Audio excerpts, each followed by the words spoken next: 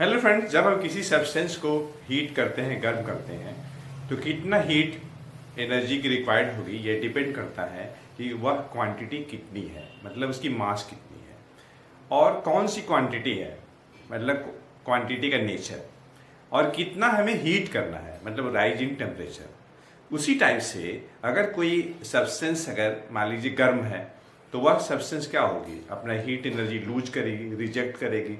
तो amount of heat loss भी depend करेगा कितनी क्वांटिटी है और कौन सी सब्सटेंस है और कितना फॉल इन टेम्परेचर हो रहा है। तो फ्रेंड्स, इस सेशन में डिस्कस करने वाले हैं एक क्वेश्चन जो कि कैलोरीमेट्री या हीट चैप्टर से है और क्वांटाइज फिजिक्स का है।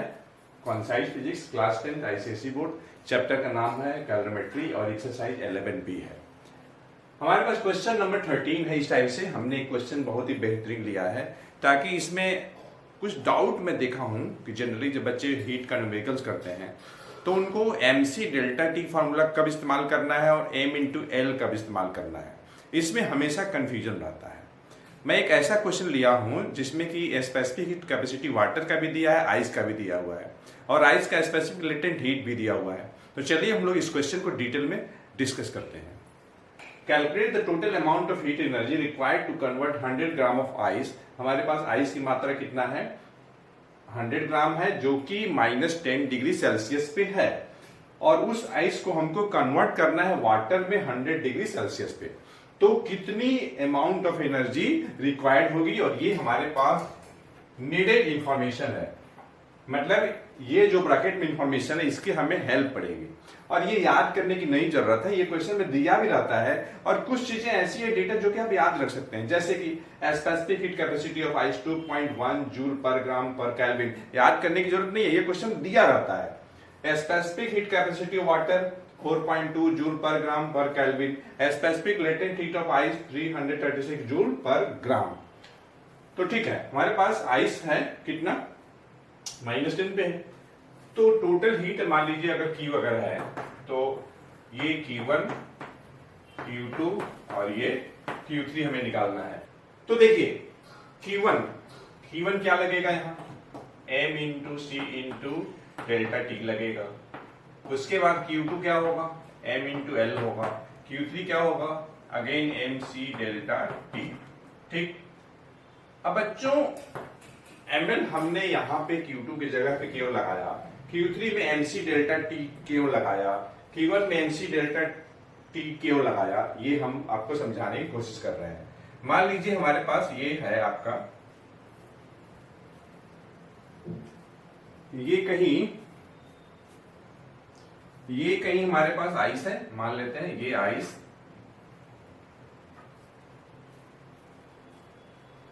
ये है आइस जो कि -10 डिग्री सेल्सियस पे है।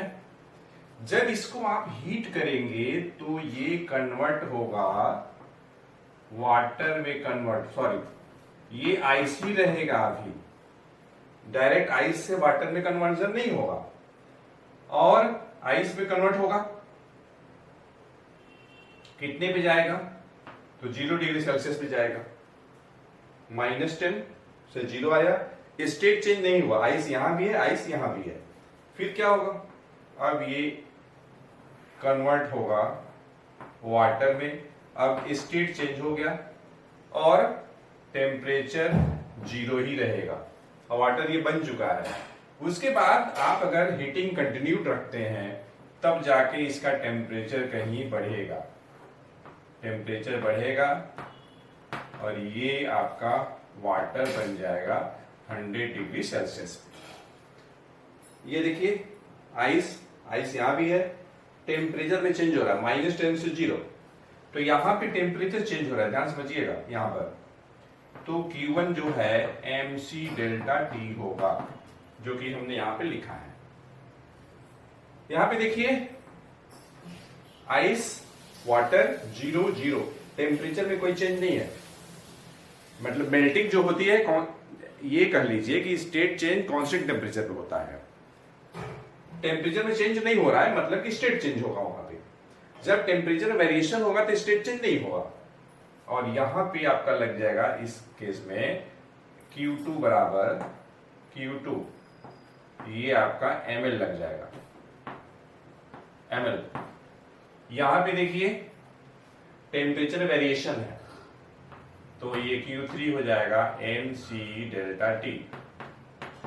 आई होप इस चीज को आप समझ गए होंगे।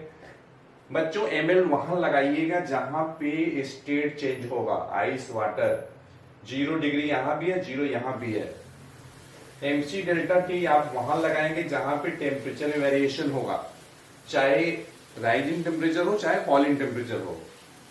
यहां भी देखिए mc delta T, water water यहां भी है, 0 से 100 हो गया, आप यहां पे लगा देना है। ठीक, मास ये किसके लिए, आइस के लिए, आइस आइस आइस आइस कितना है, 100 ग्राम है आइस का मास। ये हो गया 100 ग्राम, मास जो है ग्राम में है। ठीक, इनटू स्पेसिफिक हीट कैपेसिटी हमारे पास 2 दिया हुआ है, एक आइस के लिए है और एक वाटर के लिए। कौन सा रखेंगे, तो आइस का रखेंगे। क्यों रखेंगे, आइस आइस। राइजिंग टेम्परेचर किसका हो रहा है, आइस का हो रहा है, तो मास भी आइस का, स्पेसिफिक हीट कैपेसिटी भी आइस का, तो 2.1।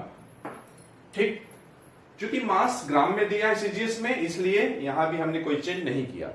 यूनिट की जरूर ध्यान दीजिएगा। ओके, अब देखिए राइज इन टेम्परेचर -10 से 0 हुआ तो 10 का हुआ। ये निकल गया mc डेल्टा टी, किसके लिए, आइस के लिए, ये आइस के लिए निकला। ठीक, m इंटू एल। ठीक, अभी तो आइस ही है 0 पे, तो मास आपका 100 into L, specific latent heat of ice 336। ये भी देखिए सीजीएस में दिया है, ग्राम दिया है यहां पे। mc डेल्टा टी ये देखिए 100, यहां पे वाटर वाटर, तो अब यूज करेंगे specific heat capacity of water 4.2 into 100। बच्चों यही मेन है, यहीं पे मेन है, यहीं पे दिमाग लगाना है। फिर से सुन लीजिए, जब भी स्टेट चेंज होगा तो ml लगेगा, जब टेम्परेचर में वेरिएशन होगा, राइज और फॉल होगा, तो mc डेल्टा टी लगेगा।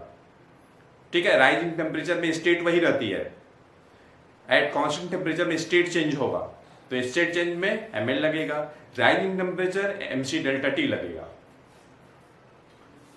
अब इसको सॉल्व कर लेना है। 2.1 इंटू 10 20, सॉरी 2.1 इंटू 10 21, और ये आपका 2 जीरो, यहां पे है 336 और ये 2 जीरो। यहां पे देखिए 4.28 टू 100, तो आपका आ जाएगा 420 और 2 जीरो। अब इनको प्लस कर लेना है, तो 42 और ये आपका 000 और ये है आपका 336 और ये है आपका 2100। प्लस कर लेते हैं। प्लस करने में ध्यान दीजिएगा, क्योंकि कभी कभी बच्चे कैलकुलेशन तो सही करते हैं, एडिंग मिस्टेक कर लेते हैं। ये 0, ये 0, ये 7, ये 7 और ये 7। ठीक है, तो ये आपका आ जाएगा 7 7 7 और ये 00।